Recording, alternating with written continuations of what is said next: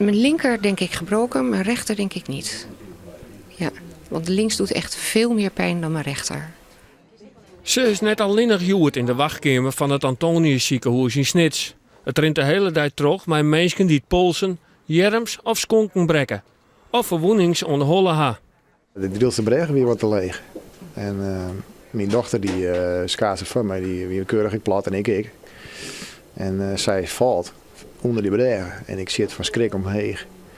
Ja, dus die bregen. En dat is allemaal staal of metaal, weet ik wat het is. Dus ik lees in mij een scheur in mijn hollen, zeg maar. Van die ene kant van de schedel aan de andere kant. Voor de hoeveel keer ben je er deze week?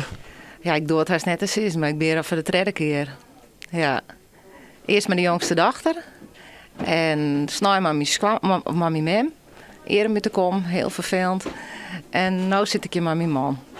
Dus ik ben er eigenlijk wel klaar mee. Met zo'n 250 slachtoffers is het de drukste dag deze week in de Friese ziekenhuizen. In gewoon gevallen kunnen ziekenauto's maar dreig bij de patiënten komen die het 4 van de bewoner wordt op het ijs vallen binnen. Het ijs is redelijk, ja, maar op een gegeven moment worden mensen toch wat moe. Mensen zijn slecht voorbereid, willen toch tochten gaan maken, vallen dan toch in een scheur of glijden uit of maken onverwachts beweging. Of toch het ijs wat niet helemaal goed is op dat moment. Ik oud-hutfietser Gert Jacobs, die het mij oren bekende Nederlanders de Alversterrentocht onder het rieden wie, is onderuit gingen, dicht bij Koudem. Ik trapte met de rechtervoet in een scheur, wilde mij corrigeren, ging niet meer. Ik maakte zo'n pirouette, draaide helemaal rond, trapte met mijn linkerpoot in een sneeuwrand. Ja, die bleef natuurlijk staan en in één keer omdraaien, krakboem en toen was het gebeurd. Zijn linkerankel is op 2 plakken brutsen en mat in het gips.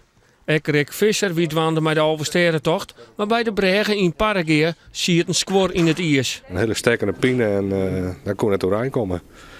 Dus toen hebben we 112 maar bellen en ja, nou deze keer. Wat is er correct aan de hand? Er zit een squor in de heup, dus dat wordt hersteld worden. Dus, ja.